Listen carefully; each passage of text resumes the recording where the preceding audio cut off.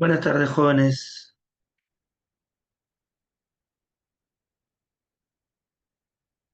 ¿Me puede escuchar? ¿Se puede ver?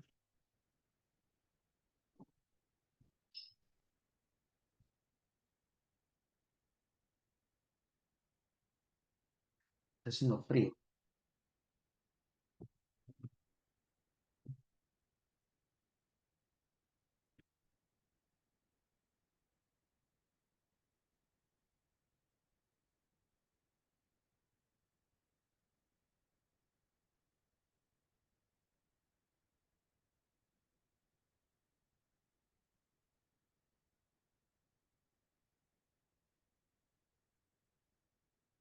Genial. Entonces, vamos a empezar. El tema que vamos a realizar ahora es Filosofía Política 1. Lo hemos dividido en dos partes. Vamos a hablar sobre el Estado, los elementos del Estado, la ciudadanía, las dimensiones de la ciudadanía, historia de la filosofía política, desde Platón hasta John Rawls. Y terminamos con las teorías de reconocimiento y redistribución de Taylor y Nancy Fraser. Eh, Filosofía Política 2 incluye los sistemas filosóficos que se han establecido a través de la historia, por lo menos los más conocidos en el siglo XIX, y abordaremos el tema del feminismo también, ¿no?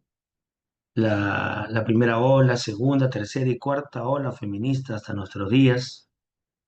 Visitaremos a grandes pensadoras feministas como Judy Butler, Nancy Fraser, Simone de Beauvoir, y creo que van a tener una noción eh, no solamente básica, sino completa de lo que es el feminismo, que hay abundante información. Pero muchas veces la información que se ofrece es una información tendenciosa.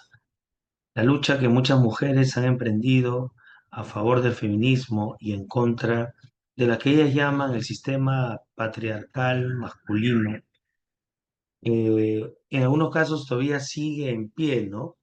Nancy Fraser es la que ha dicho que la única forma de eh, traer abajo, entre comillas, sin que eso implique una disputa, este sistema machista, patriarcal, es cambiando la estructura económica, ¿no?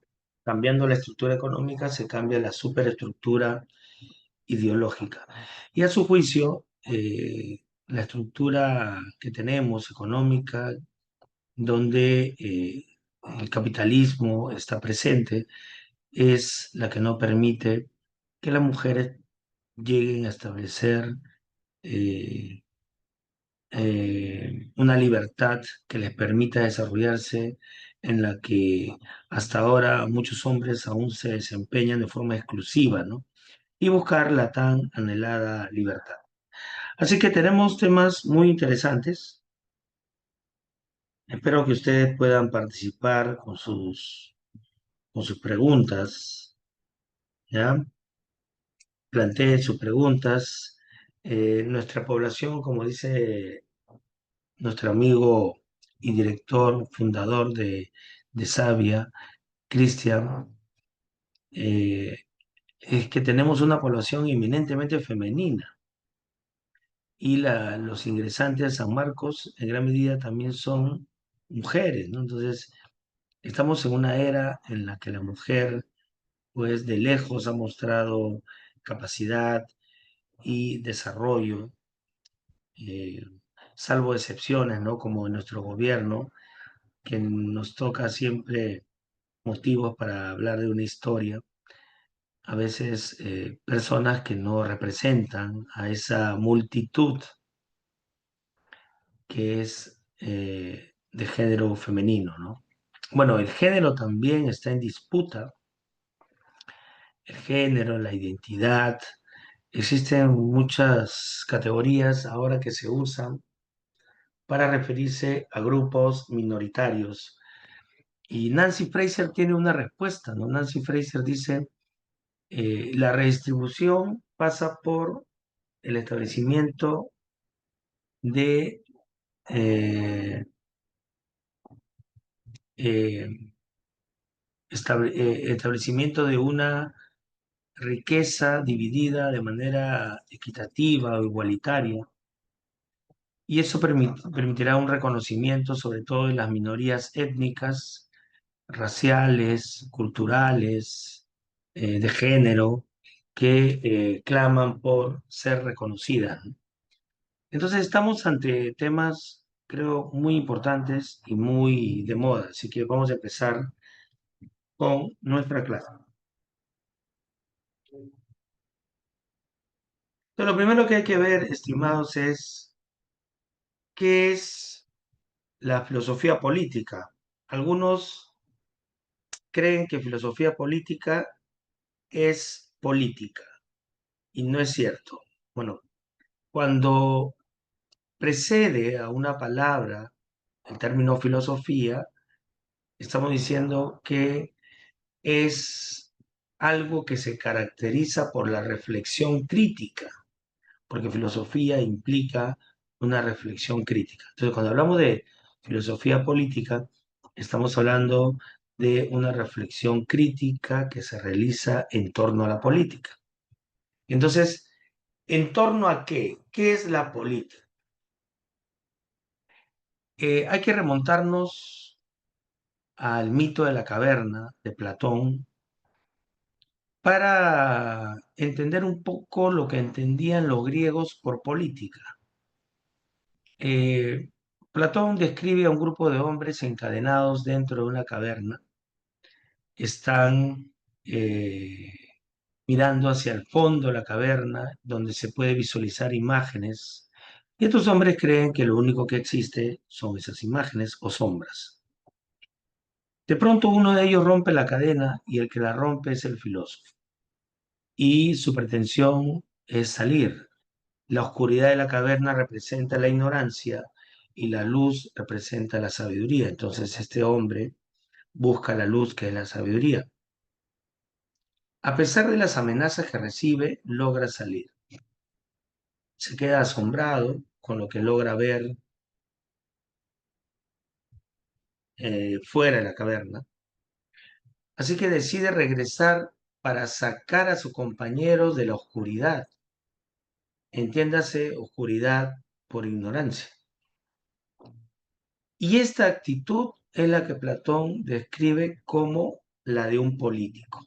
Entonces, ¿qué busca el político? El político tiene como fin, o la política, perdón, tiene como fin buscar el bienestar común. O sea, se asume que los hombres encadenados en la oscuridad no poseen el bien, porque el bien no está relacionado con la ignorancia, sino con la sabiduría. Entonces, va hacia ellos para sacarlos y su actitud es la que dice Platón, la de un político. Sin embargo, la política hoy no tiene esa connotación, ¿no?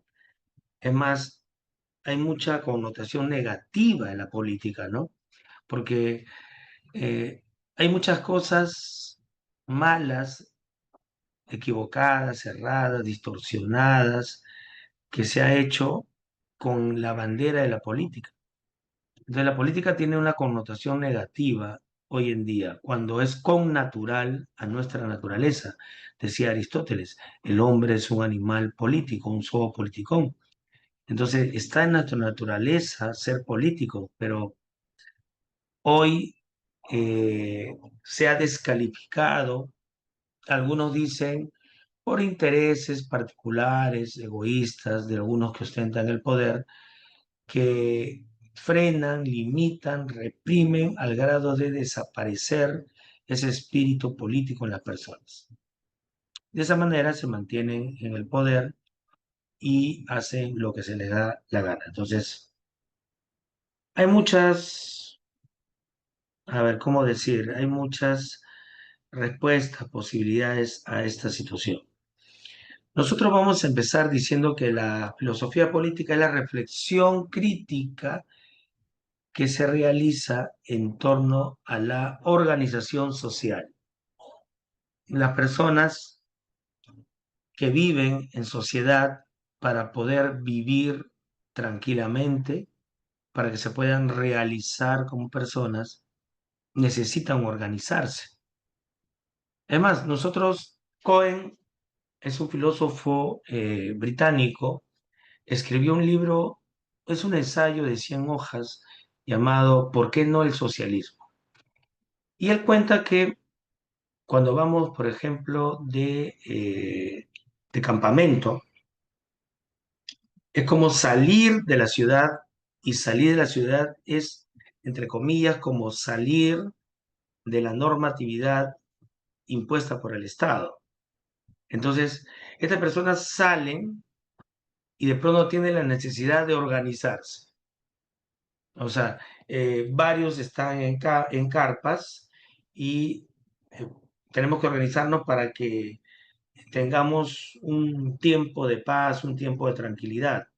Los espacios, un espacio para poder caminar, eh, sobre muchas cosas, ¿no? Para poder tener una vida o un tiempo de paz o tranquilidad, porque ya estamos en un lugar, entre comillas, fuera de la normatividad explícita del Estado que se ve en la ciudad. Entonces, ahí Cohen dice, surge esa naturaleza muy humana de organizarse, ¿no? Y si a alguno le falta algo, surge la solidaridad, el apoyo, surge la empatía, conceptos que hoy como que están extintos o no están presentes, ¿no? Justamente yo comentaba, un buen amigo me contó que iba manejando y vio a alguien tirado en la calle. Él dice, no lo pude ver con las justas y doblé el timón y no lo atropellé. Y él con eso ya se sentía bendecido porque no le hizo daño a ese hombre. Y continuó, yo le digo, ¿y qué hiciste? Continué, me dijo. Y, y a mí me causó una ingrata impresión. Este amigo es un buen amigo, es una buena persona, pero no le pasó por su cabeza ser solidario con el hombre que estaba tirado en la pista. Puede haber sido un hombre que acaba de tener un paro cardíaco o un desmayo o sufrido un accidente, no sé, pero él simplemente no lo atropelló y continuó. Quizás yo en su lugar me hubiese detenido, hubiese llamado a las personas, lo hubiese auxiliado, ¿no? Pero lo curioso es que este tipo de respuesta es más común hoy en día en la mayoría de personas. Es común y eso es penoso, ¿no? Estamos en una sociedad que necesita gente empática, solidaria, preocupada por el otro, ¿no? Pero no tenemos eso. Entonces, la filosofía política reflexiona sobre cómo los hombres se organizan y dentro de ello analiza conceptos como la igualdad, la justicia, el bien, la solidaridad, el Estado, el poder, ¿no? Que son conceptos importantes que debemos tomar en cuenta para la convivencia. Entonces, una de las preguntas que nos hacemos, y es una pregunta que se hizo Hartmut Rosa, un filósofo alemán de la Escuela de Frankfurt, tercera generación, ¿qué es una buena vida y por qué no la tenemos? La pregunta que está acá es ¿cómo podemos convivir? Empecé citando, ¿no? A cómo los hombres se organizan, perdón, y buscamos ayudarnos, ¿no? Para que no tengamos dificultades o problemas, ¿no? Entonces, ¿qué tenemos que hacer para que nuestra convivencia sea pacífica, sea adecuada, equilibrada? Entonces, es una pregunta interesante que nos planteamos aquí en este tema. Entonces, si la filosofía política reflexiona sobre cómo se organiza la sociedad, sabemos hoy que el ente que tiene esa labor es el Estado. El Estado es una entidad que tiene como fin organizar la sociedad, administrar el poder como soberano y se instala dentro de un territorio, ¿no? ¿No es así? Entonces, el Estado es el ente que administra, organiza a los ciudadanos dentro de un espacio o territorio específico. Ahora, ¿cuáles son las características del Estado? Imagino que esto lo han visto ustedes en el tema de cívica, ¿no? Pero no lo han visto desde el punto de vista filosófico. Entonces, nosotros decimos que el Estado principalmente tiene que velar por los intereses comunes, por el bienestar común. ¿No es así? El bienestar común es el bien de todos, es el bien de todos. Y a eso le llamamos estado de bienestar. ¿Cuándo hay un estado de bienestar? Cuando tenemos un estado preocupado por las personas, sobre todo que las personas tengan una buena vida, que es la pregunta que se hacen los griegos, ¿no? Eh, lo, lo, lo que busca el hombre es tener una buena vida. ¿Y cómo se logra una buena vida? En base al bien o la virtud. Entonces, ese primer punto. Segundo punto, no se puede vivir fuera del Estado. O sea, si salimos del Estado peruano, ingresamos a otro Estado, boliviano, ecuatoriano, brasileño, argentino, qué sé yo. Entonces, el mundo ya ha sido delimitado, tiene su banderita, ¿ok? Ya hay banderitas. Entonces, si nosotros queremos ir a un lugar donde no hay mucha gente, pues hay que tenernos a la consecuencia porque ese lugar ya tiene un propietario, que es un Estado. Así que tendríamos que pedir los permisos al Estado para poder estar en un lugar. Y, y si no lo pedimos, el Estado puede hacer ejercicio legítimo de la fuerza y no vota. Entonces, esa es otra característica, ¿no? Él posee el monopolio legítimo de la fuerza. El Estado va a usar la fuerza de ser necesario. Eso dice Thomas Hobbes. Thomas Hobbes dice que los hombres están dispuestos a ceder su libertad con tal de tener protección que le permita tener una vida apacible, pacífica, una vida buena, ¿no? Y es muy interesante el análisis de Hobbes, ¿no? Porque él dice, buscamos eso porque nuestra naturaleza es violenta, o sea, eh, es egoísta, es impulsiva, ¿no? Entonces, para evitar eh, problemas que nos puedan conllevar a la muerte, tenemos que organizarnos y así creamos el Estado para que nos proteja y determine las normas, reglas que permitan una convivencia pacífica. ¿Ok? Ahora, el Estado controla a todas las demás asociaciones u organizaciones y es soberano. Hasta hace poco yo estuve viendo, me gustan las películas del oeste. Hay una película que se llama, no, una película, no, perdón, una serie que se llama eh, Ruedas de Fuego. No, ya me olvidé cómo se llama. Ahí acá la tengo. Helson Wells. Infierno sobre ruedas. Hells on Wells. Y se ve en esta serie un estado que recién está en crecimiento y recién está tomando conciencia de su poder, que son los Estados Unidos, porque empiezan a construir trenes que permitan unir varios estados. Pero el lejano oeste, lejano, el oeste es agreste, es violento, y donde no hay Estado, hay muerte, hay imposición del más fuerte, hay violencia, hay, de verdad que es una serie que invita a pensar, ¿no? Helson Wells, como incluso había una labor de un tipo que era el recolector de cadáveres. Era así como una especie de basurero que todos los días salía por la mañana a recoger a los muertos. Mínimo recogía 6, 8 muertos, ¿no? Iba en su carreta con sus caballos recogiendo a los muertos. Increíble, ¿no? Hoy no hay eso porque el Estado ya ejerce mayor control. Entonces, como el Estado ejerce mayor control, eh, ya no hay tantos muertos. Bueno, entre comillas, ¿no? Porque sigue habiendo muertos, ¿no?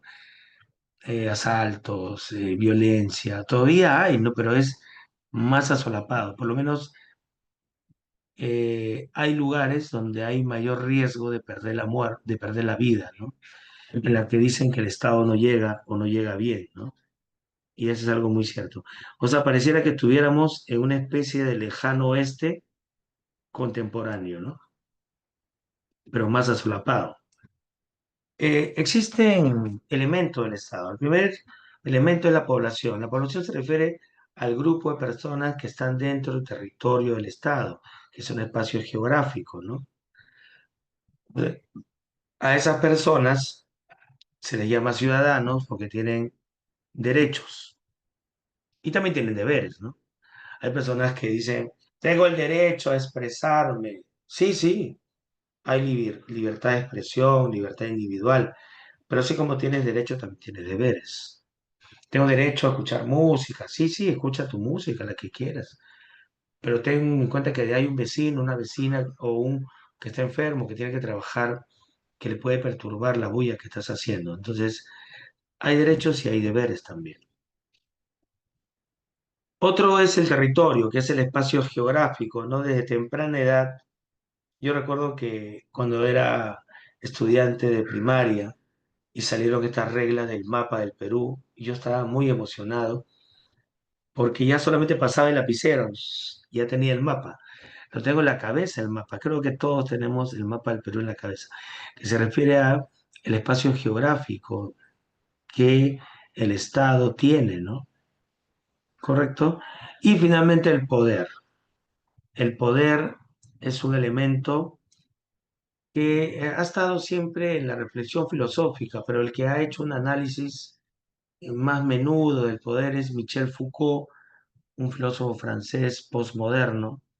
Él dice que el poder está en todo el tejido social, o sea, donde vayamos, con quien nos relacionemos, hay de alguna u otra manera ejercicio del poder.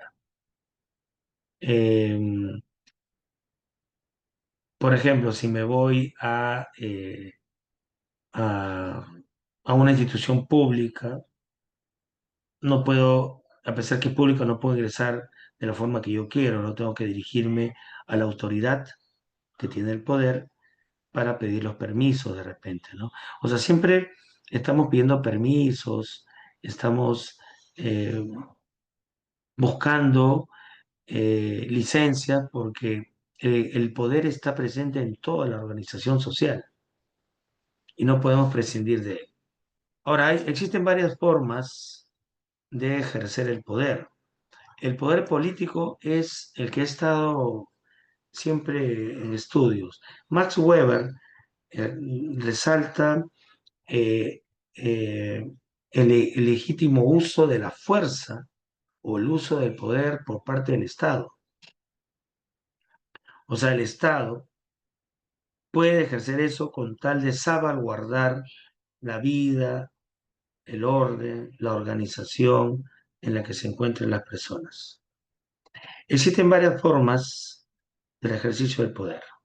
Por ejemplo, uno es la influencia. Aristóteles decía, entre un padre y un hijo hay ese ejercicio del poder, ¿no? El papá tiene determinadas costumbres, hábitos, que el hijo va a continuar por imitación, porque recibe la influencia, ¿no? La persuasión tiene que ver con el convencimiento. Eh, Nos dejamos convencer de repente por especialistas porque valoramos la ciencia. Entonces, lo que diga el especialista es tomado como verdad. Pero hoy, citando eh, a Feuerbach, no es, ¿cómo se llama? Bueno, ya me olvidé ya. Hay un filósofo de la ciencia que está en contra del método. Él dice que la ciencia tiene un tipo de verdad, pero no por eso debemos dejar de lado otro tipo de conocimiento, ¿no? Que también puede enriquecernos. Estaba yo leyendo hace un momento sobre un libro sobre filosofía oscura, que es un poco, rescata un poco el pensamiento mágico que ha sido enterrado al ámbito del inconsciente, al ámbito de las creencias que no son científicas, pero es parte también de un conocimiento, ¿no? Y hay que tomarlo en cuenta. La manipulación, que puede ser de distintas maneras, ¿no? Emocional, amical, de poder, filial, paternal, qué sé yo. Y si se agotan todas estas formas, nos puede quedar finalmente la fuerza bruta. Ya, y Maquiavelo tiene una respuesta a propósito. Maquiavelo decía, la, el uso de la fuerza, de la violencia, está bien para los animales. Para los hombres están las leyes, pero a veces las leyes no tienen el efecto que queremos, así que no queda sino hacer uso de la fuerza. Maquiavelo dice, a veces hay que prescindir de la ética, de la moral, porque se agotan los caminos, ¿no? Si se agotan los caminos diplomáticos, de paz, de ética, de etos, pues no queda sino el uso del poder. Algunos piensan eso, o el uso de la fuerza bruta, ¿no? Ahora, ¿quiénes son los ciudadanos? Los ciudadanos son aquellas personas que tienen deberes y derechos y viven, trabajan, se desarrollan, tienen su familia, se desempeñan en alguna labor dentro dentro del Estado, ya sea en el ámbito público o ya sea en el ámbito privado. Por ejemplo, yo me he desempeñado siempre en el ámbito privado. Em, Lamentablemente, son muchos los profesionales, los intelectuales que optan por el mundo privado que el mundo estatal, ¿no? Porque el mundo estatal está un poco desprestigiado, ¿no? Hay mucha corrupción, no no hay meritocracia en el buen sentido de la palabra, porque también tiene un sentido problemático meritocracia. Y eso hace que muchos opten por el mundo privado, ¿no? Las reglas más claras, pero el mundo privado también está dentro de un Estado, ¿no? O sea, no pueden hacer lo que se da la gana porque el Estado puede ejercer también, de hecho, influencia sobre ellos. ¿Ok? Ahora, la ciudadanía no ha sido, el concepto de ciudadanía no ha sido el mismo, ¿no? Hay una evolución. El concepto en la antigüedad se entendía como, a ver, como ciudadanía dentro de un enfoque de gobierno donde el Estado tenía un papel proteccionista, ¿no? Le llaman estado de bienestar. Pero el estado de bienestar suele pasar, ¿no? Cuando las personas se acostumbran a, eh, a ciertas condiciones en las que con el mínimo esfuerzo logran muchas cosas. Se me viene a la mente el libro de Orwell, La rebelión de la granja, ¿no? Querían ser libres los animales de la granja, los chanchos llevan a cabo el liderazgo y generan un cambio, pero los chanchos que han sido los promotores del cambio toman el poder y se convierten en tiranos. Muy interesante ese libro de Orwell, por ahí lo tengo, que creo que debería ser leído por todos ustedes. Yo me maté de la risa. Es un libro que vale la pena. ¿Y por qué les digo esto? Porque muchos hombres han llegado al poder a través de un discurso igualitario de justicia, ¿no? En la que les dicen a la ciudadanía que que van a hacer cosas por el pueblo, pero llegan al poder y se olvida. Y llegan al poder todavía en condiciones de legitimidad, ¿no? ¿Qué es la legitimidad? Un Estado legítimo es un Estado avalado por el pueblo, por la ciudadanía. Y hay otros estados ilegítimos, ¿no? Por ejemplo, la señora Dina tiene legitimidad porque fue vicepresidenta, ¿no? Y las leyes le dan legitimidad, pero no el pueblo, ¿no? Porque el pueblo la ha calificado, según encuestas, con el 2% en algunos lugares y el 0%. Nunca antes un mandatario ha tenido un 0% de aprobación. Eso es alarmante.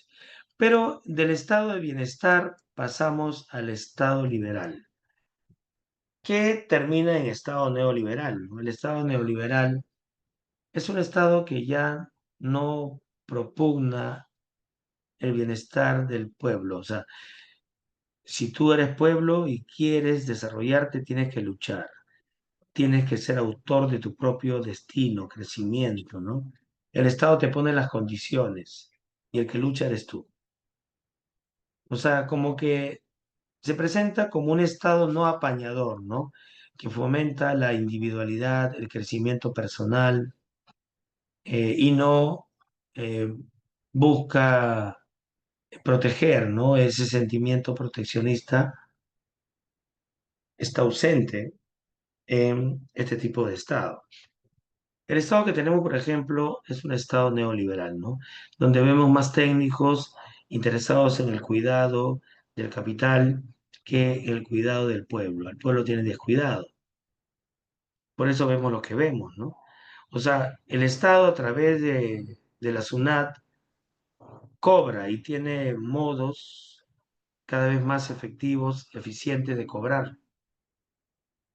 Aunque hay un mercado informal que la SUNAT no puede controlar, el Estado no puede controlar. Y según Agustín Laje, esto hace al Estado peruano, no, esto hace al país un país acéfalo respecto a un Estado, a un gobierno, ¿no? Y Laje se anima a decir que somos un gobierno anarcocapitalista, ¿no? Anarco porque no hay una autoridad y podría funcionar porque nuestro gobierno está funcionando sin autoridad. La presidenta se ausenta y sigue marchando la economía, la gente sigue trabajando, la economía informal sobre todo mueve al país, la economía informal, mueve, no se detiene. Podemos no tener presidenta, esa señora puede estar presa o disfrutando del robo que ha hecho los peruanos en otro país. Igual el Perú sigue funcionando y curiosamente tiene una de las economías más estables de toda América. Y eso es lo que muchos se preguntan, ¿no? Siempre vienen noticias del Perú, de la corrupción, de delincuencia, de extorsión, muerte, sicariato, pero su economía está bien, está estable, ¿no? Interesante. ¿Alguna pregunta tienen hasta acá?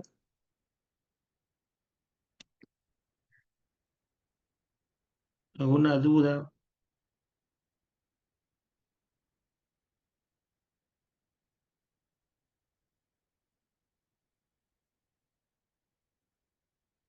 Todo bien.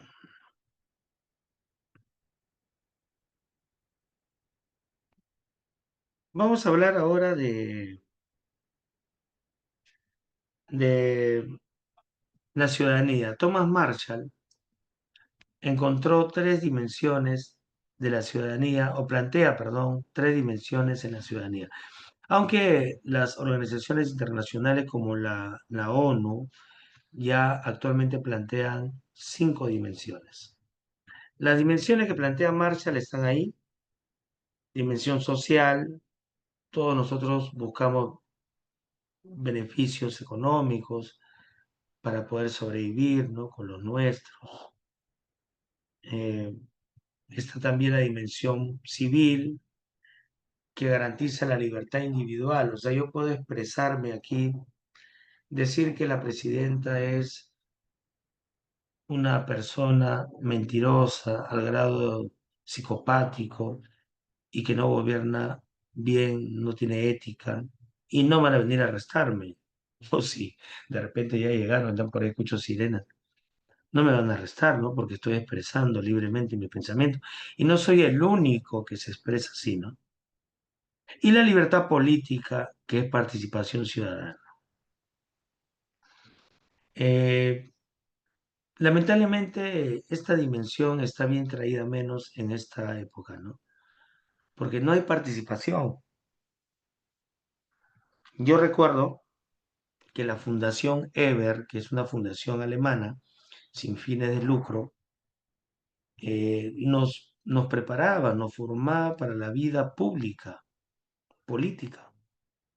Yo iba religiosamente a sus reuniones, que eran los viernes, recuerdo, y los sábados en la mañana, y había debates, muy, muy bonito, aprendí mucho. Eh, pero las generaciones que han venido ya no tienen esa disposición para participar, ¿no? Ahora, otras dimensiones son la dimensión económica, que ahora también se toma mucho en cuenta, y la dimensión cultural.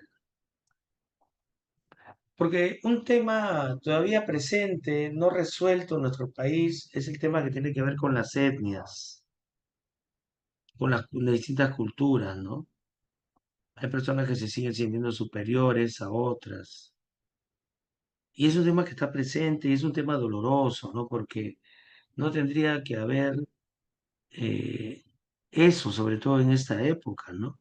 Personas que se sientan superiores por ser blancos, por ser hombres, por haber nacido en un determinado país. ¿Es así? Discúlpeme un ratito, por favor, están tocándome la puerta. Un segundito.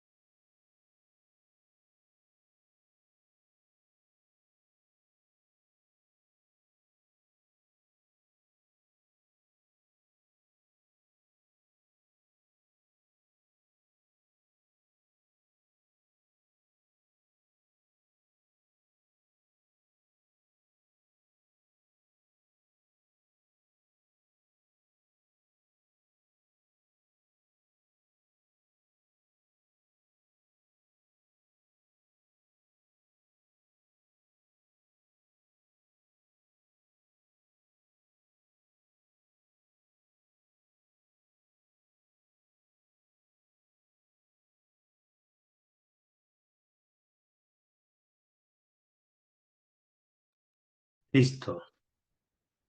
¿Hay alguna pregunta hasta aquí? Sí, era un patrullero, me dice, cuide sus palabras, señor, me han dicho, así que tengo que cuidar mis palabras. No, no sé nada.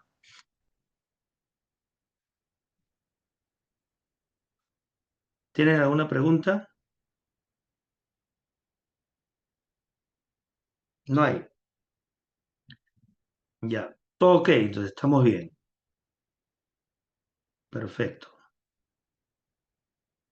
Ahora vamos a ver un poco de historia de las ideas políticas, ¿no? De la filosofía política. ¿Ya?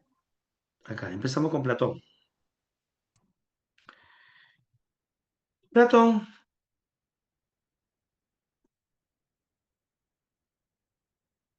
Platón, él plantea una sociedad ideal, donde el gobernante es un filósofo. Eso se llama teoría del filósofo rey, ¿no es así?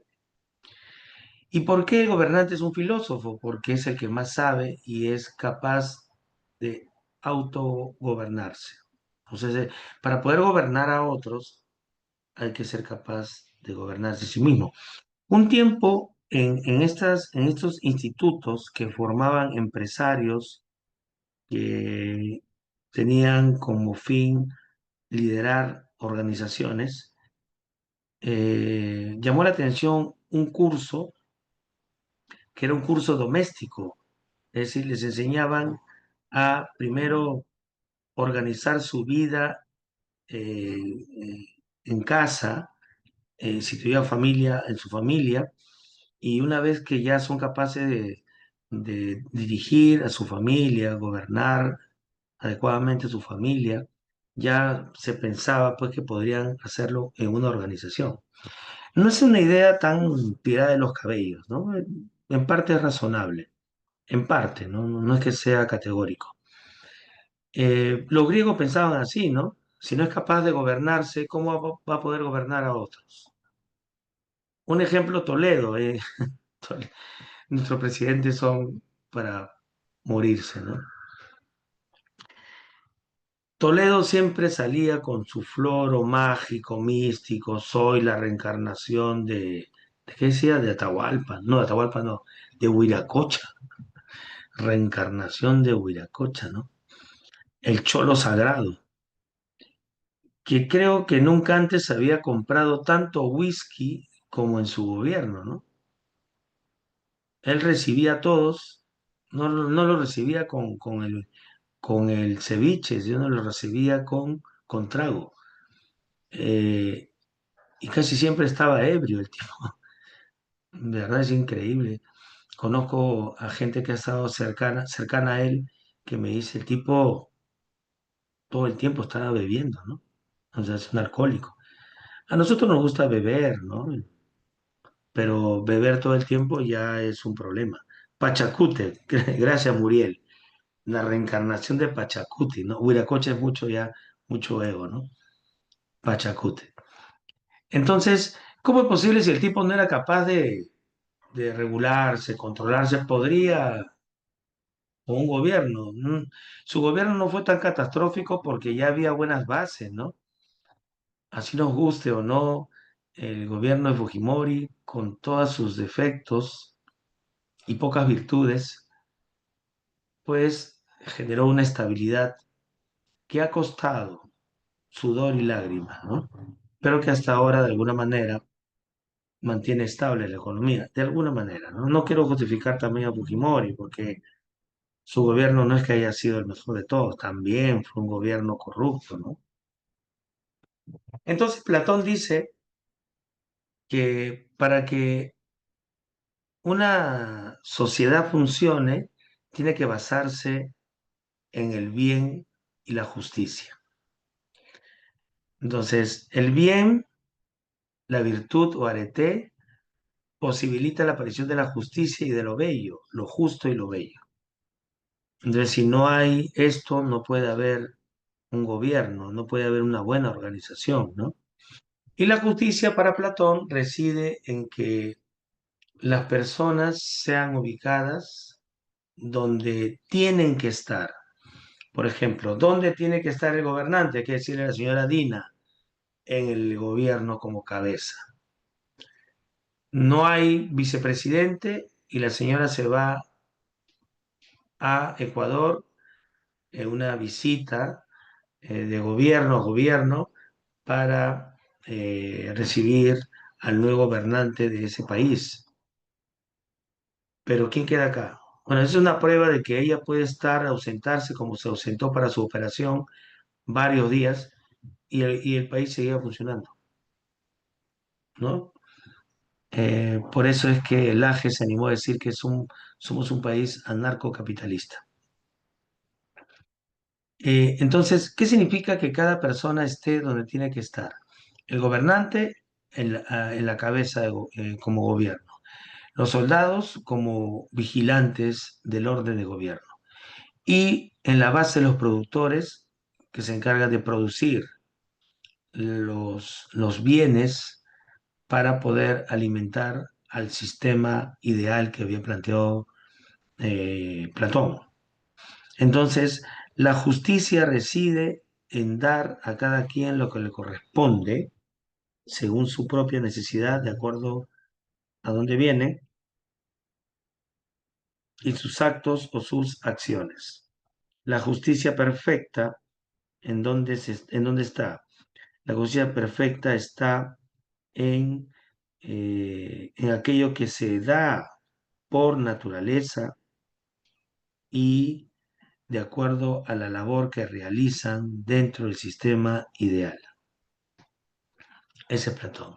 Y acá tenemos la estructura, ¿no?, del estado ideal.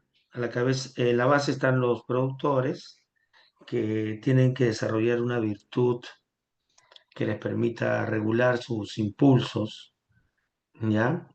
Que es, ¿cómo le llaman la virtud del productor? A ver, ¿cómo se llama? La templanza. Están los guerreros, los soldados que tienen que desarrollar la virtud de la fortaleza, el valor, y los que tienen un alma concupiscible. Bueno, primero están los concupiscibles, perdón, ¿no? Y al final están los gobernantes. Bueno, acá los he puesto de abajo, de arriba hacia abajo, ¿no? Debería ser al revés, ¿no? Arriba está el gobernante, los soldados y la base es de los productores, ¿no? Quizás por eso me estoy confundiendo. Ok, hasta acá alguna pregunta, alguna duda, háganlo por favor.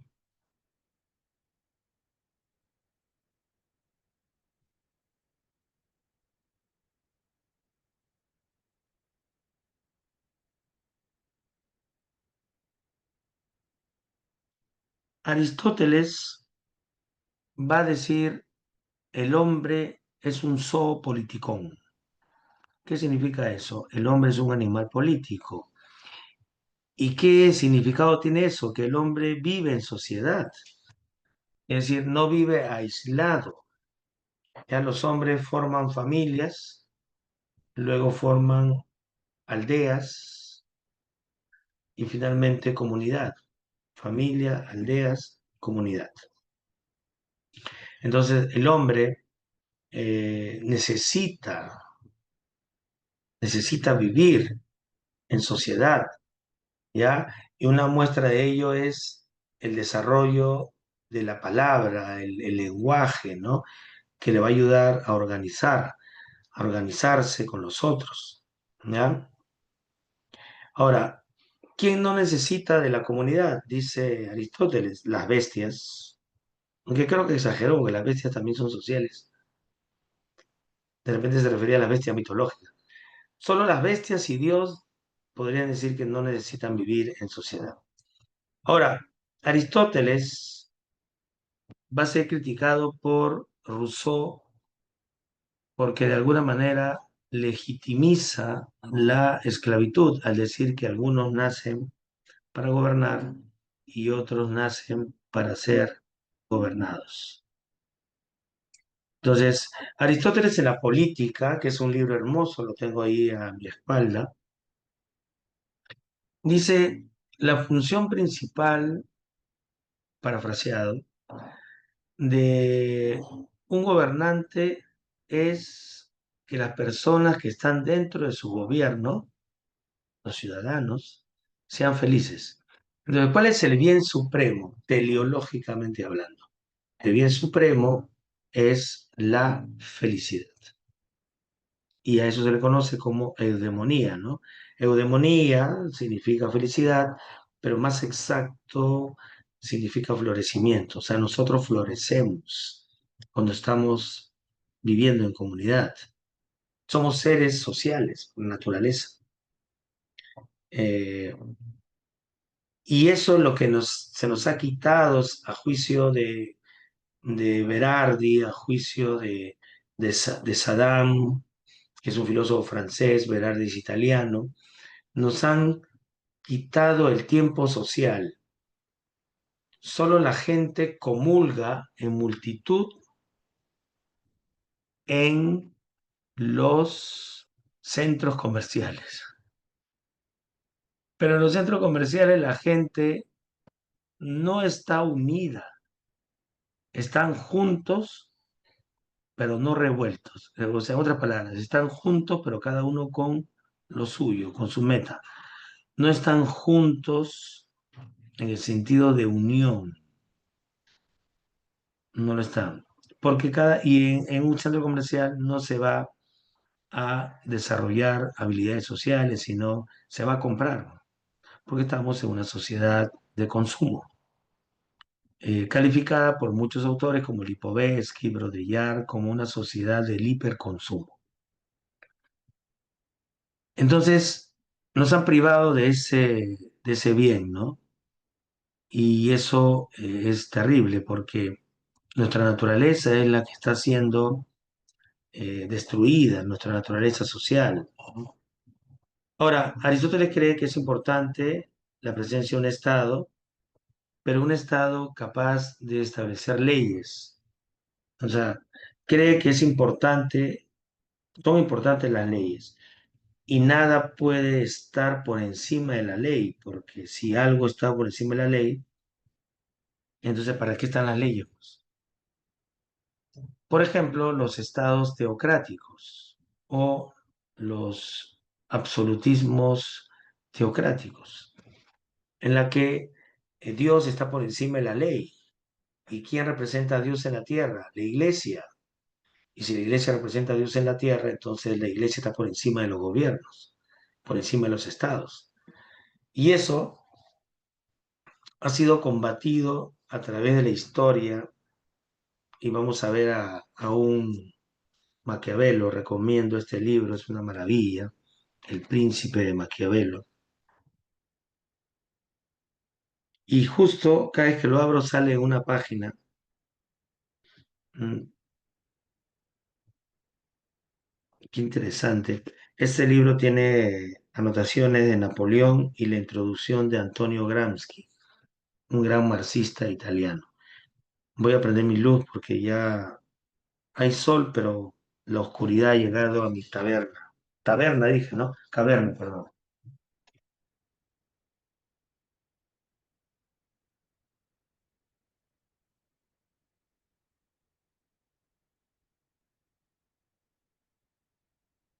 Se me salió el inconsciente.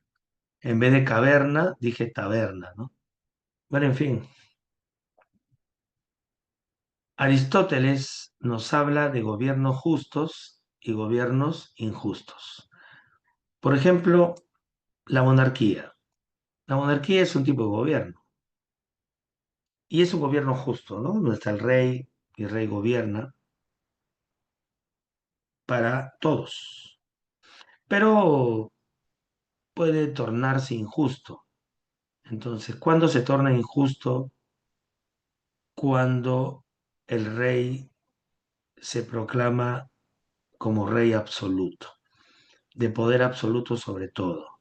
Incluso en la historia, lo deben saber por sus profesores de historia, muy buenos amigos míos, muchos de sus profesores de historia, que el rey podía tomar a la mujer que quería, que quisiese, ¿no? De repente estaba en una reunión y el rey veía a una mujer que ya podría estar casada, la llamaba y podía tomarla, me refiero a tomarla sexualmente, ¿no? Y la mujer no tendría que reclamar porque era el rey, el soberano, la máxima expresión, el hijo de Dios, el rey Sol, que la estaba tomando. Pero eso es una muestra de tiranía, ¿no? Los reyes tiranos son así. Está la aristocracia, que es el gobierno de los mejores, que son unos pocos, pero también se puede tornar cerrada y aparece la oligocracia. Finalmente la politeia, que es el gobierno que podría ser llamado como democracia perfecta o república, pero también esta república podría caer en demagogia. Los discursos que ahora caracterizan a los políticos, según François Dubet, se caracterizan por ser populistas, ¿no? Y en ese populismo resaltan las desigualdades. Siempre se mandan con el discurso de ricos, pobres, de empresarios y trabajadores, y siempre están fomentando la división, ¿no? Engatusan, persuaden, manipulan al pueblo, llegan al poder y hacen de las suyas. Pero generan una herida, una brecha que no se cura. En nuestro país es un país herido. González Prada ya había dicho hace mucho tiempo que el Perú es un país enfermo, donde pones el dedo salta la pus. En el discurso de Politeama hay un hecho curioso. Cáceres estuvo en aquel día en la que se daba ese discurso de González Prada. Y cuando terminó Cáceres, se dice que él dijo lo siguiente. Luego de haberlo escuchado, no sabía si elogiarlo o arrestarlo. El- Me río porque elogiarlo porque el discurso de González Prada fue un discurso brillante, ¿no? Lleno de torpedos, de impulso, rabia, de elocuencia, inteligencia. Pero González Prada era un aristocrático. O sea, él hablaba de la oligarquía, que él es responsable de los males, pero él estaba hablando de eso en París, ¿no? En Europa, tenía dinero. Entonces Cáceres como que no veía cierta coherencia, ¿no? Eso es parte de la historia de nuestro país. Claro, no por eso vamos a, a menospreciar las ideas de González Prada, ¿no? Que fue un gran politólogo. Y muchas de las ideas de González Prada todavía están ahí. Hay un libro que ha publicado un autor que de repente más tarde lo voy a comprar, está en preventa, sobre qué hay que cambiar en nuestro país, ¿no? O sea, qué es lo que caracteriza a nuestro país y cuáles son las heridas que tiene, cómo curarlas y qué es lo que podríamos cambiar. Pero en fin, estamos en el plano ideal, ¿no? Y este plano ideal fue criticado por Maquiavelo. Maquiavelo propone una política realista. Se le llama perdón, se le llama padre del realismo político. El objetivo de Maquiavelo era unificar Italia. Italia estaba dividida. Italia formaba parte, era como colonia de un gran estado, no estado no podemos hablar, de un gran reino, ¿no? Eh, pero ya los italianos, muchos de ellos sumidos en la pobreza, querían independizarse. Y Maquiavelo tenía esa idea, ¿no? De hacer de Italia una gran nación.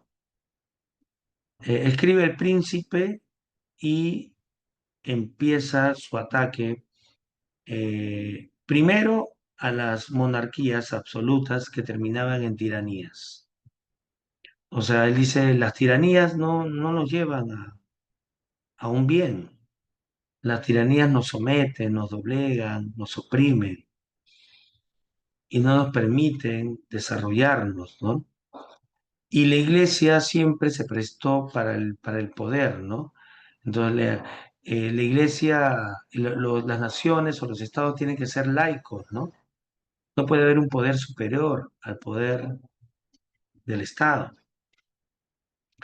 Y él, más allá del principado, que por eso escribe El Príncipe, él creía en la república y plantea tres pilares. Y acá están los pilares.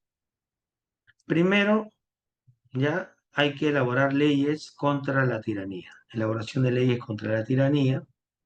Segundo, eh, elaborar organizaciones políticas, ¿ya? O instituciones políticas con voz y voto, cada uno que representan a todos los sectores de la sociedad. O sea, todos los sectores de la sociedad deben tener sus instituciones que tengan independencia, ¿no? Que hagan llegar la voz del pueblo. Y tercero, la virtud ciudadana. ¿Qué es la virtud ciudadana? El respeto por la tierra, por la patria, por la identidad, ¿no? Por nuestras creencias. No hay virtudes ciudadanas, ¿no? El amor a la patria, ¿no? Que al parecer solamente se le inculcan a los militares, ¿no? Yo hice mi internado como psicólogo hace muchos años, en el 2000, han pasado 25 años. En el Hospital Militar Central hice mi internado. Y yo tenía que llegar al hospital militar a las 6:30, porque a las 7 en punto formábamos. 7 en punto. Y en la formación nos hacían llegar unas directivas y también se mencionaba el credo del ejército. Creo en el ejército peruano, creo en la patria. Ya me olvidé ya, pues, ¿no? Se cantaba los días lunes el himno del ejército, primero el himno nacional, seguido del himno del ejército. Entonces, era constante, ¿no? Pareciera que a los militares solamente lo forman en esas virtudes ciudadanas de respeto, amor a la patria, ¿no? Porque la mayoría no la tiene. Nuestras fronteras son coladeras, dicen algunos, ¿no? Y los que permiten el ingreso o ayudan son los mismos peruanos que cobran por facilitar el ingreso, y ingresan no solamente gente que necesita, como lo hay, seres humanos que vienen al país por un futuro mejor para su familia, sino también ingresan gente de mal vivir. Y esa gente de mal vivir son las que hacen de nuestras vidas malas vidas, pues, ¿no? Pero lamentablemente las cosas están así. Entonces, debería fortalecerse ese espíritu ciudadano, ¿no? ¿Y quién tenía esa labor de fortalecer el espíritu ciudadano? ¿Sabes qué? En los colegios, un curso que desapareció, ¿no? El curso es educación cívica. No hay educación cívica. Pero paradójicamente, para el examen de admisión, les piden conocimientos que se imparten en el curso de educación cívica. El Ministerio de Educación se jacta por haber creado cursos, que no digo que estén mal, pero cursos que tienen que ver con las condiciones actuales, ¿no? Del mercado. Entonces se han creado cursos que tienen que ver con administración, de ahorros, manejo de la economía en los colegios, porque se espera que los futuros ciudadanos tengan conocimiento en eso para que se sumen al aparato donde van a seguir siendo explotados, pero ya no como se daba en tiempos de la industrialización, sino autoexplotados, porque ya se metieron en su cabeza. Entonces, pero no hay el desarrollo de un curso que motive el amor a la patria, pero un amor crítico, ¿no? No un amor ciego, crítico, el amor se basa o se fundamenta en la ayuda, en poner el hombro para el crecimiento, porque no solo estoy yo, sino están los otros, los míos, mi familia, mi comunidad, mi país, los peruanos, ¿no? Entonces hay un problema ahí, ¿no? Maquiavelo entonces sigue la tradición republicana. A veces dice que hay que prescindir de la moral si queremos mantener el poder, y una de las frases que se le atribuye es: el fin justifica los medios. Seguimos con Thomas Hobbes. La frase más común de Thomas Hobbes es Homo homini lupus. El hombre es un lobo para el hombre. Según Hobbes, que es parte de la tradición contractualista, él cree que el hombre debe establecer un contrato social, porque en estado natural el hombre es un ser impulsivo, egoísta, eh, agresivo, ¿no? Entonces, para poder vivir, necesita orden y es capaz de sacrificar su libertad con tal de que pueda sobrevivir, por lo menos en condiciones adecuadas, ¿no? Entonces, el hombre es malo por naturaleza, por lo tanto necesita regulación. ¿Y quién mejor que el Estado para regular? Entonces, él está a favor de la monarquía absoluta, porque es el sistema de gobierno que puede frenar esos impulsos del hombre egoísta. Y ese Estado, ese gobierno se convierte en el Leviatán. ¿Qué es el Leviatán? Es ese monstruo mitológico, ¿no? Que somete, que domina. Pasamos con John Locke, que también es contractualista. John Locke va a decir que el hombre en estado natural se encuentra, el hombre en estado natural posee una libertad perfecta. O sea, no necesita de algo o alguien porque está en su naturaleza el ejercicio de la libertad, ¿no? O sea, naturalmente el hombre es libre. Por eso él está en contra de sistemas que quitan la libertad, ¿no? Porque la libertad es un derecho fundamental y no se le debe privar a nadie la libertad. Por eso John Locke es padre del liberalismo político. Está en contra de los sistemas monárquicos, absolutistas, que privan de libertad a los hombres, y cree que el mejor gobierno es aquel que tiene al rey, pero controlado, vigilado por el parlamento. O sea, monarquía constitucionalista. Son tres los pilares, según Locke, más importantes. ¿Cuáles son esos pilares?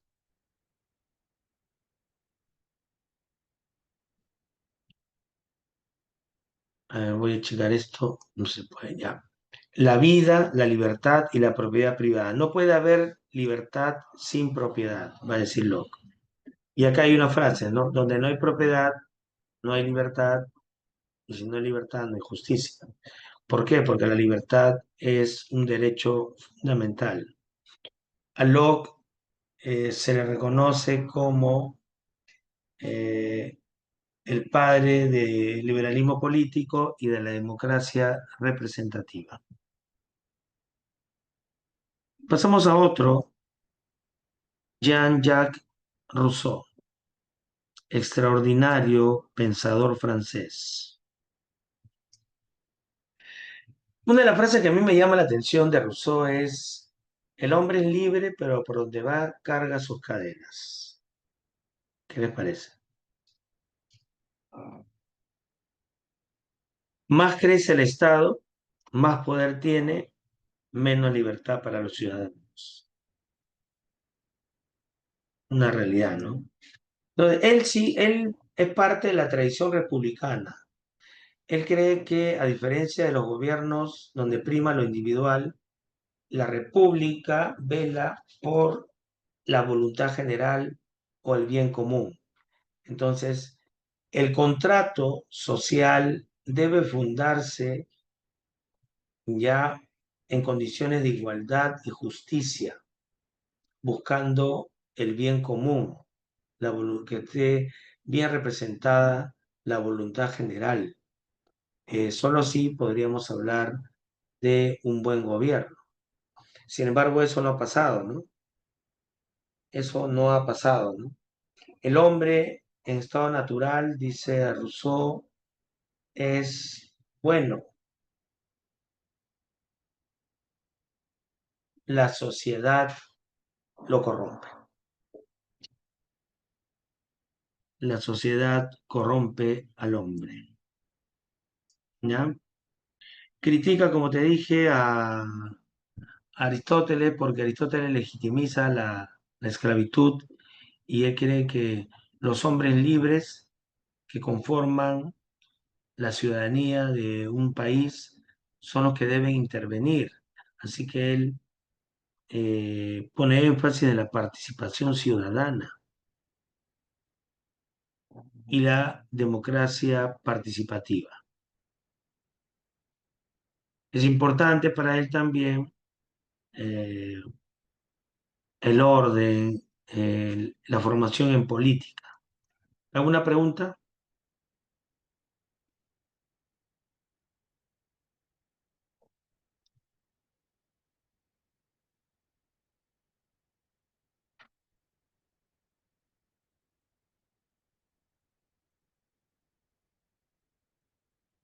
¿Alguna duda?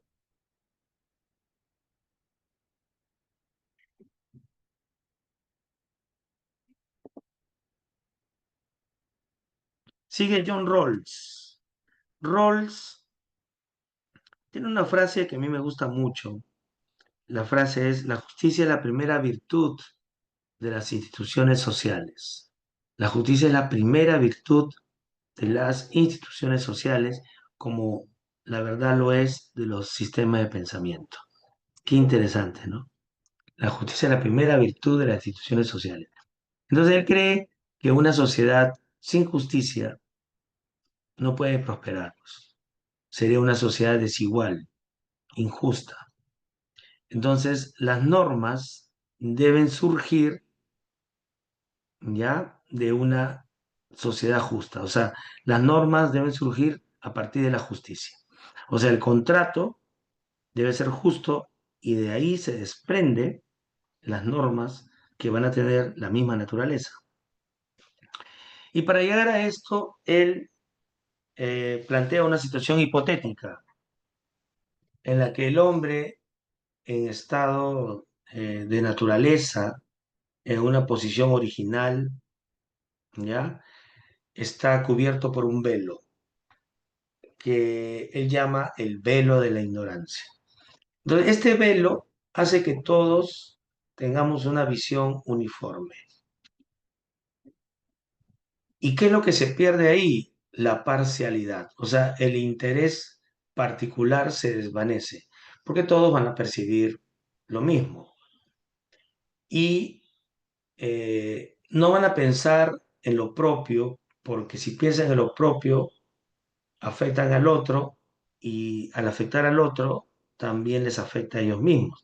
O sea, lo que yo pueda hacer en contra del otro recae sobre mí. Entonces, no les queda otra sino ser imparciales. Y en esa imparcialidad deben surgir, o de esa imparcialidad debe surgir la normativa, los principios normativos. Los principios normativos surgen de esa imparcialidad. Y son dos. Primer principio, libertad para todos. La libertad es un derecho por igual para todos, ¿no? Todos deben tener el acceso a la libertad, todos. Y segundo principio consiste en el principio de la diferencia y de igualdad de oportunidades. De la diferencia, hay que favorecer a los menos favorecidos para lograr esa equidad, ¿no? Hay que favorecer o hay que beneficiar, favorecer, bueno, hay que buscar el beneficio de los menos aventajados y establecer igualdad de condiciones para todos, ¿no? Oportunidades para todos. Entonces, de esa manera, ¿qué es lo que vamos a lograr? Justicia. Por ejemplo, creo yo que el lado oscuro de la meritocracia se resuelve con el principio de la diferencia. Porque, a ver, para que me vean, Yo puedo decir, estoy donde estoy por mérito propio, pero ¿dónde he partido yo? He partido de condiciones buenas, ¿no? Familiares, académicas, no ha habido privaciones y todo eso me ha llevado al logro de mis objetivos. Pero el que no ha tenido éxito, de repente, no ha tenido las mismas condiciones que yo. Ha habido carencias, privaciones, maltratos y no ha llegado, pues. Y no, yo no puedo decir que yo estoy donde estoy por mérito. El otro no ha llegado por mérito, sino por carencias. De ese lado oscuro, ¿no? Hay una frase que se desprende de esa meritocracia que es, el pobre es pobre porque quiere. No, yo creo que nadie quiere ser pobre, como dice el padre Gutiérrez. El padre Gutiérrez dice que no basta con asistir a los pobres, sino hay que cambiar las condiciones sociales que hacen al pobre un pobre. Pero las condiciones sociales no son favorables para los pobres. Digo, algunos sí hemos sido favorecidos, pero no todos, ¿no? Y ahí está esa desigualdad que según François Dubet genera mucha tensión y conflicto en la sociedad. Porque yo, le pongo un ejemplo, en una empresa. En una empresa hay trabajadoras que ya tienen 10 años trabajando y tienen un sueldo, vamos a suponer, de 2.000 soles. Para la labor que hacen, está bien. Vamos a suponer que está bien, ¿no? Nunca se está bien, entre comillas. Y de pronto llega una nueva trabajadora que no tiene mucha experiencia, le están enseñando, pero ¿qué es lo que tiene esa trabajadora? ¿Cómo llegó la vara, la varita? La varita la ubicó dentro de las trabajadoras que tenían ya sus años trabajando. Y empiezan a socializar y después de un tiempo ya empieza a aprender, pero aún está aprendiendo. Y le preguntan, siempre hay una que pregunta, ¿no? Dubet habla de las desigualdades múltiples. ¿Y cuánto ganas tú? Y ella dice, a mí me pagan 2.500. Y todas aquí, pero esta no hace el trabajo que hacemos nosotras, está aprendiendo, trabaja media caña, tiene aires así de que es sobrina del dueño y está ganando más que nosotras. ¿No creen que eso genera conflicto? Obvio que sí. Pero qué afán también de ella de decirles, ¿no? A las otras, yo gano 2.500. O sea, yo estoy por encima de ustedes. Esas desigualdades generan mucho daño. Si yo fuera dueño, yo le diría, vas a ingresar con un sueldo inferior al que tienen las trabajadoras y vas a emparejarlas cuando aprendas lo suficiente. Eso es ser justicia. Cuando ya aprende, ya sabe, ya después de un tiempo, un año, 2 años, puedo ir subiéndole de a poco, ¿no? Empezó con 1.500, le sumo 100 y de pronto ya las igualo después de 2, 3 años a todas. Eso es justicia, ¿no creen? Entonces, la justicia es la primera virtud de las instituciones sociales. A veces da cólera también, ¿no? Muchas cosas pasan, ¿no? Que son injustas. Eh, Escuchamos, por ejemplo, el discurso del señor eh, Plata como cancha y está fuera de la realidad. El señor ya no me da cólera, ya me da pena, siento tristeza. ¿Por qué? Porque el señor es gobernador y cuando le dice, señor, usted debería estar con el pueblo, resolviendo los problemas del pueblo que lo eligió como gobernador, pero el inútil dice, ¿por qué me molestan? ¿Por qué me dicen eso? Yo tengo derecho a salir. como ciudadano, con mi dinero, pero se olvida que es un gobernante. Entonces no debería ser gobernante. Y su forma de pensar es tan despreciable que ya no da cólera, sino tristeza. ¿No creen? Entonces ahí, ¿qué es lo que distingue a este señor de la mayoría que podríamos hacer un trabajo mejor que el que hace él, hasta con la mitad del dinero que él gana? Pero sin embargo, lo que lo ha puesto en el poder es su dinero, las gollerías, la corrupción, ¿no? Y todavía quiere ser presidente del Perú. ¿No es así? ¿Hasta acá hay alguna pregunta?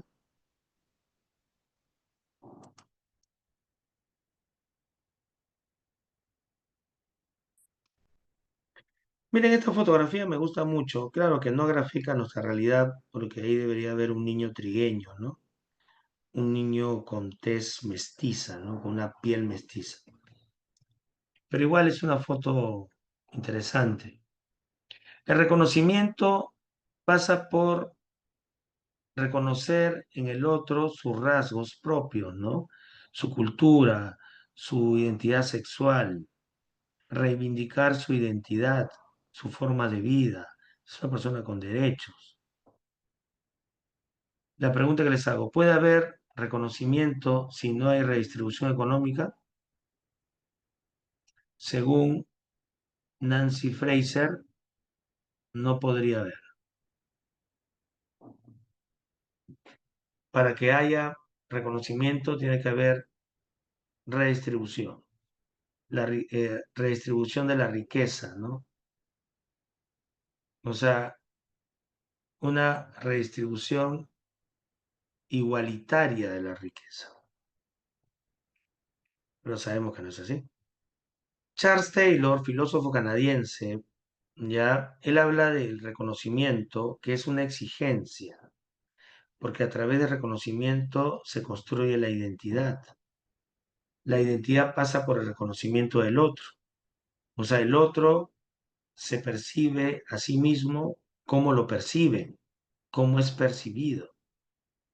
Si lo perciben como un ser minúsculo, pobre, pues se va a percibir de la misma manera y el daño que se hace es un daño irreversible.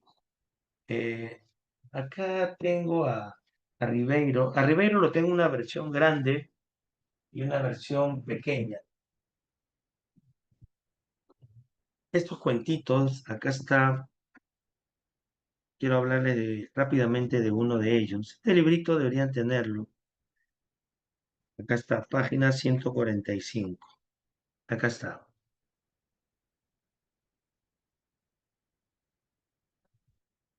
Alienación. A pesar de ser Sambo y de llamarse López, quería parecerse cada vez menos a un zaguero de Alianza Lima y cada vez más a un rubio de Filadelfia. La vida se encargó de enseñarle que si quería triunfar en una ciudad colonial, más valía saltar las etapas intermediarias y ser antes un blanquito de acá, un gringo de allá. Así empieza Julio Ramón Ribeiro este cuento maravilloso llamado Alienación, que creo que lo deben leer. Carlota no lo reconoce y se produce un quiebre en su identidad, empieza a echarse talco porque no le gustaba el color de su piel. Era un sambo, ¿no? O sea, una mezcla de negro con cholo. Y eso le produjo un terrible daño, ¿no? Empezó a vestirse diferente, aprendió el inglés. Yo también estoy repasando mi inglés con Duolingo. Ahorita me está llamando Duolingo, me dice, ya te superaron, me dice. Un tal Alfredito está superado. A ver, un segundito, por favor, un ratico.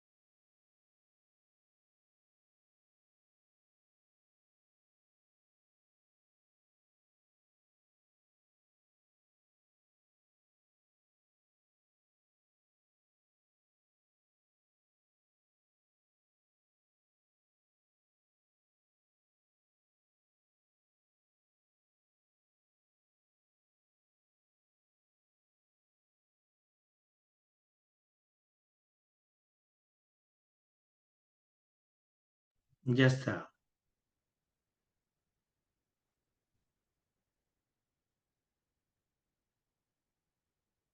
¿Hay alguna pregunta hasta aquí, jóvenes? Entonces, mira, te voy a explicar. Acá hay ¿qué pasa cuando hay un falso reconocimiento? Cuando hay un falso reconocimiento se produce una escisión, un quiebre en la identidad.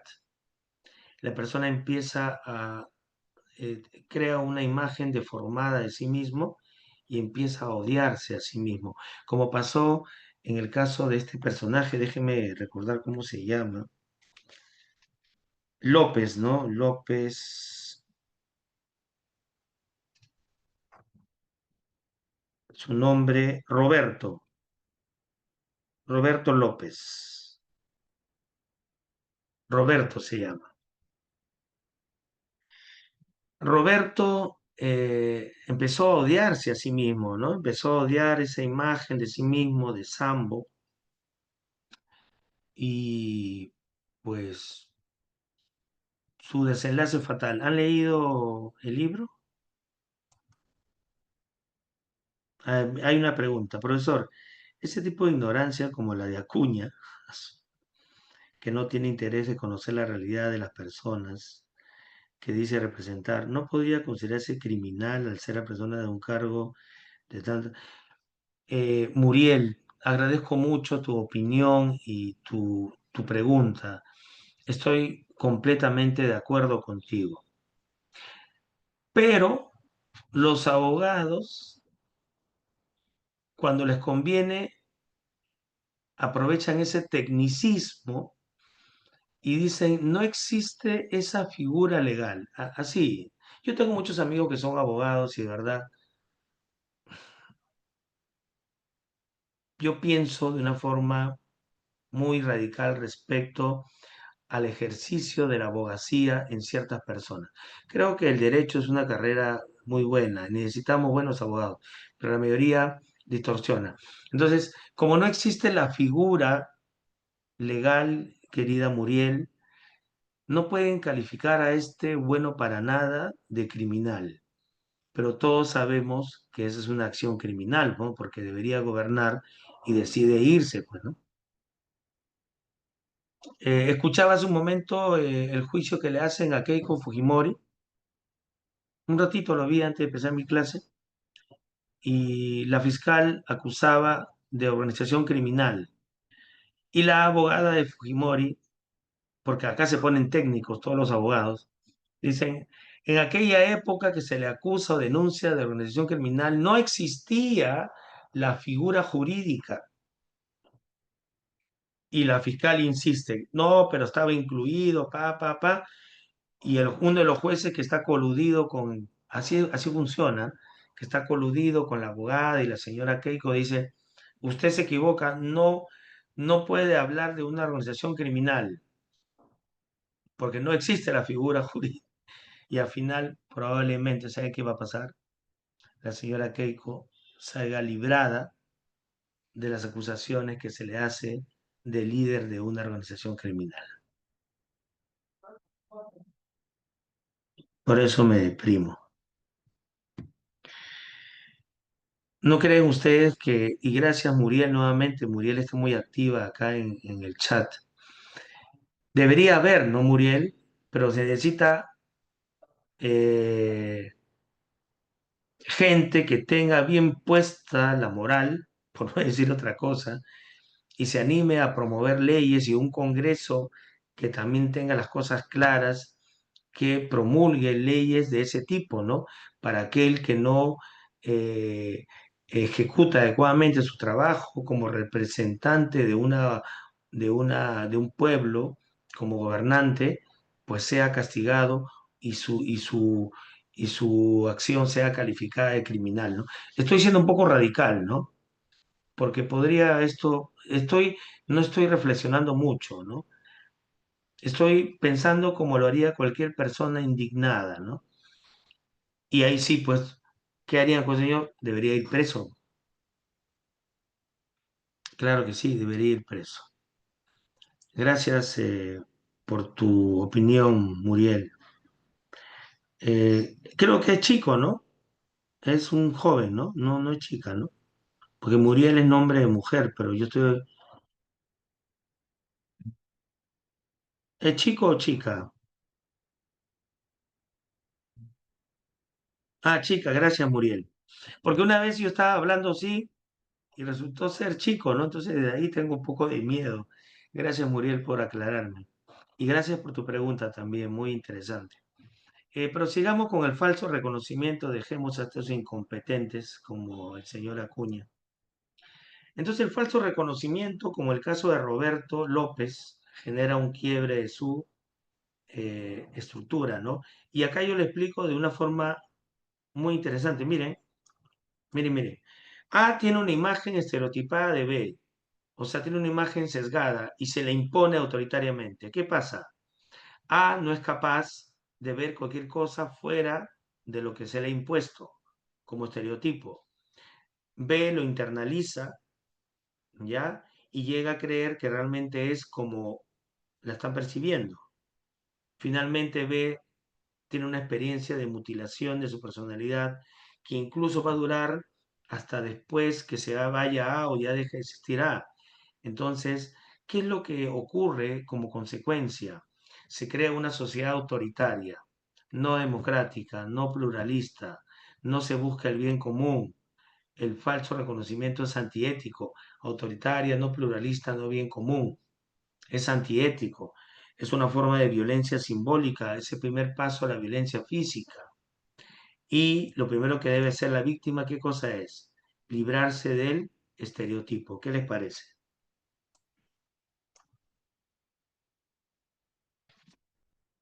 Ahí está bien explicado, bien explicadito. Esta explicación yo la hice para mi curso de ciudadanía que llevaba en la universidad. O sea, yo enseñaba el curso de ciudadanía, reflexión ética y ciudadanía se llamaba el curso. En una universidad privada me tocó enseñar y yo explicaba este falso reconocimiento de esta manera. ¿Qué les parece? Ahí está. Les voy a compartir la PPT al final de mi clase, como siempre, para que puedan ustedes estudiar. Ahora, somos un país multicultural, ¿no? Eh, reconocer implica reconocer las diferencias, ¿no? Somos personas con distintos tonos de piel, creencias, ideas, ideologías, pero formamos parte de una comunidad rica culturalmente hablando. Entonces, el multiculturalismo a veces es tomado como para crear divisiones, ¿no? Y la diversidad cultural debe basarse en el reconocimiento. Pues esta identidad valora las diferencias, ¿no? Que es importante hacerlas. Taylor, ¿no? Dice que hay necesidad de hacer eso. La valoración cultural debe ser un proyecto original de aceptar al otro tal como es. ¿No es así? Y al respecto, Nancy Fraser dice que la justicia tiene una doble dimensión. Por un lado está la redistribución y por otro lado está el reconocimiento. Sin redistribución no hay reconocimiento. Y me gusta eso, para que la mujer pueda tener el reconocimiento que durante años ha pedido, y esta clase la vamos a tener la próxima semana. Vamos a hablar de las primera, segunda, tercera, cuarta ola del feminismo. Vamos a hablar de las principales feministas, sus ideas, lo que han querido, sus libros. Eh, vamos a hacer una clase muy rica sobre feminismo. Yo en estas semanas me puse a leer y he leído bastante para poder ofrecerles a ustedes una clase bonita sobre el feminismo, que creo que vale la pena hacerla, ¿no? Entonces, Fraser concluye eso, ¿no? Esa doble bidimensionalidad de la justicia, ¿no? Por un lado, la redistribución de la riqueza, distribución de la riqueza de manera igualitaria y el reconocimiento de las minorías étnicas. Y acá tenemos una diferencia entre los dos, ¿no? Lo que quiere Fraser es justicia económica por un lado y justicia cultural por otro lado. Redistribución económica y cultural por el otro. La redistribución busca el reconocimiento, ¿no? Y eso se va a lograr, evidentemente, cuando se haga lo que le estoy diciendo. Son 29 diapositivas donde está bien explicadito toda esta clase. Espero que les haya gustado. Vamos a empezar con nuestra práctica.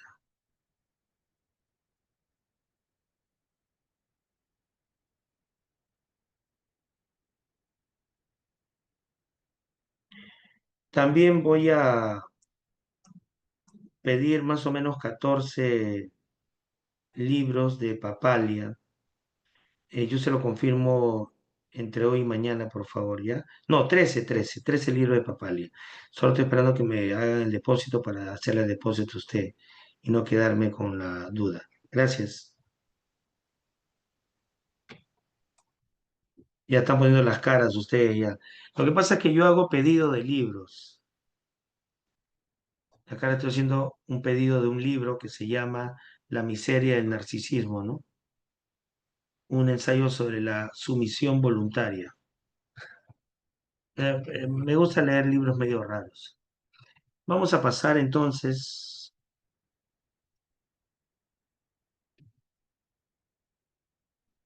a ver, déjenme ver.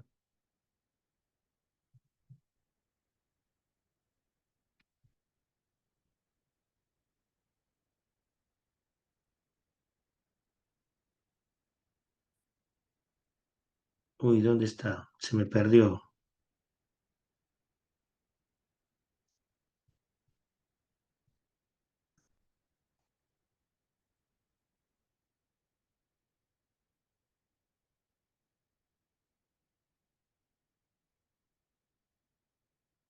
Mm, mm, mm, mm, mm, mm, mm.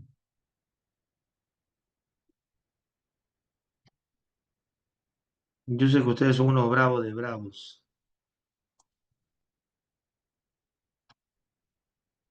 A ver, la primera pregunta.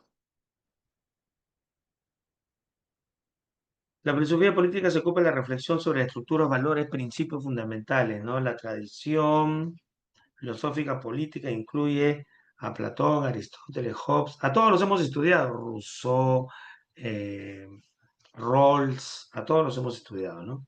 ¿De cuál sería la respuesta? La C, muy bien, esta gente tiburona,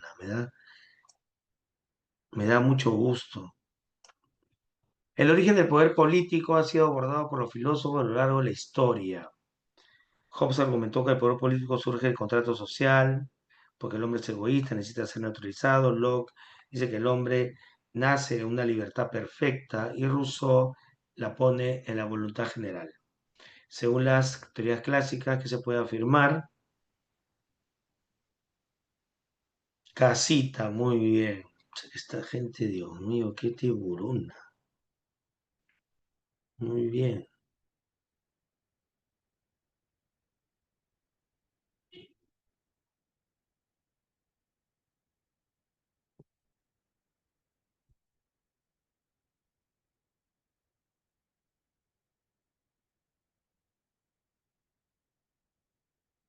Pasamos a la 3. El Estado es una organización política que ejerce autoridad sobre el territorio. Ahí hay una pregunta, dice, a ver. Profe, el autor es Papalia. Sí, acá lo tengo, mira. Se le quedó. A ver, ¿dónde está? ¿Dónde está?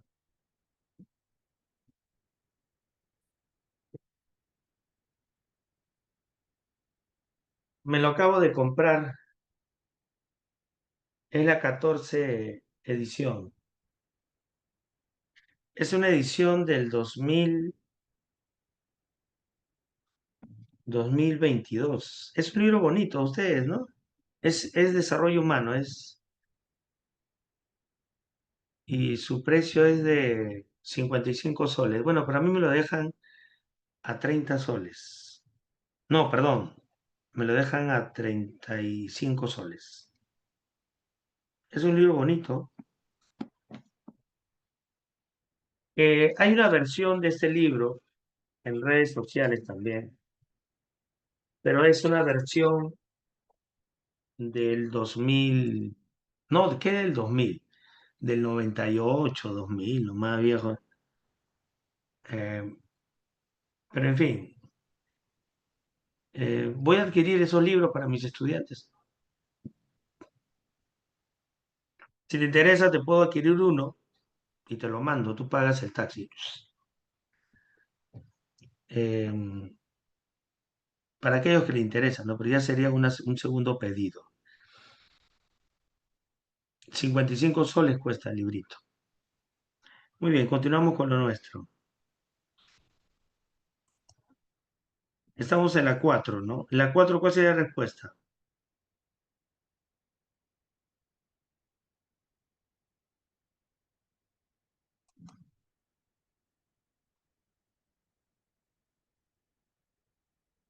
La tercera, ¿no? La tercera ya, muy bien.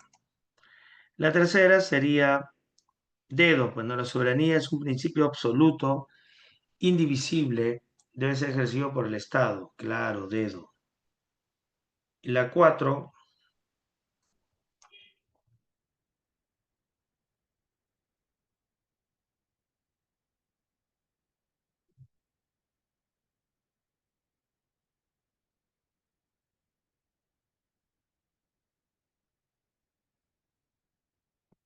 la 4, Maquiavelo no solo pensaba en la organización política, sino también en la moral, la estructura social del pueblo. Maquiavelo pone mucho interés en el pueblo. Él cree que el pueblo tiene que ser formado. Y mira, Maquiavelo es de qué siglo? A ver, siglo XVII, XVIII, ¿no? No, siglo XVI. No, sí, de 16 a 17, siglo XVII, Maquiavelo. Y hasta ahora sus ideas retumban, ¿no? Un pueblo que no es educado, un pueblo que está condenado a esto, pues, ¿no? La D es una respuesta correcta, pero hay una mejor. Está solapada. La B. ¿Sabe por qué no le parece la B? Porque acá dice la moral y la estructura social depende de las leyes.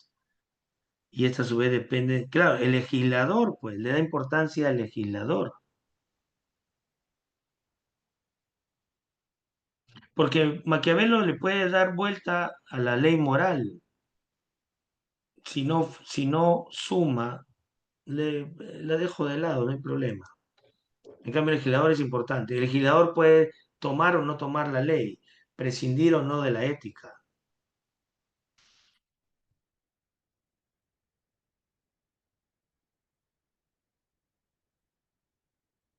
5.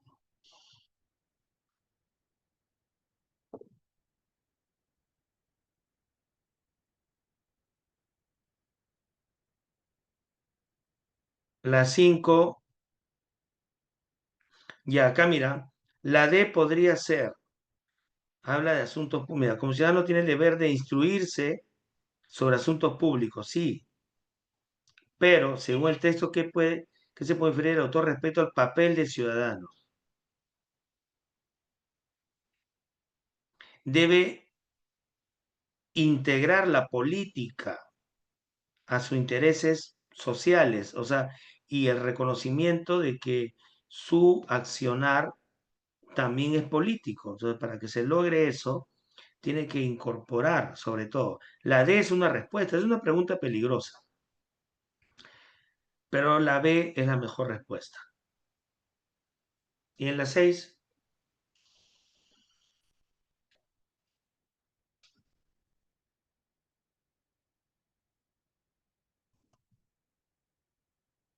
¿cuál sería? Aro. Muy bien, puede ser. Vamos a analizarla. Rousseau considera que el legislador no necesita escribir sobre política, ya que puede actuar directamente. Mira,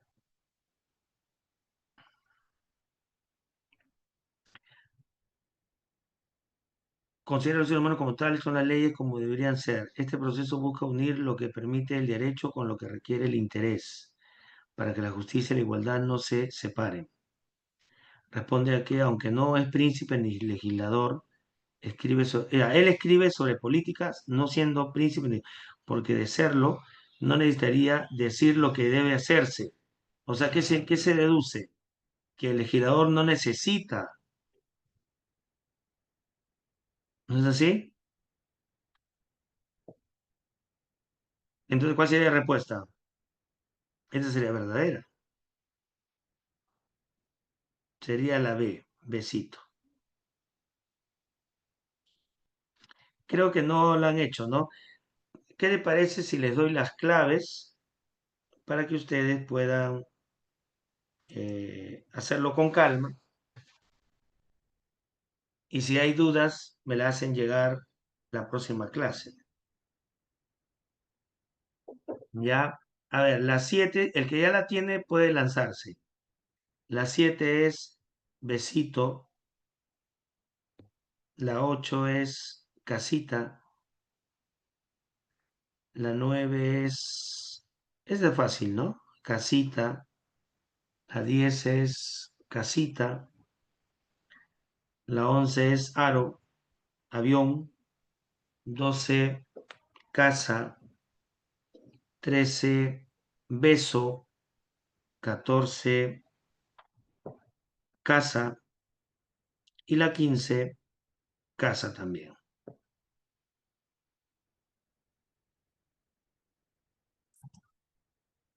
Hemos llegado al final, estimados chicos. Gracias por gracias Muriel por tus preguntas. Gracias. Gracias a ustedes. A ver si se animan también a preguntar. Son un buen grupo. Nos vemos, Dios mediante, la próxima clase. Gracias también, Jesús. Cuídense mucho. Un abrazo. Nos vemos la próxima semana. Gracias, Luis. Te apellidas Luis como Roberto López, el personaje de nuestro amigo Alienación, ¿no? Cuídense, chao.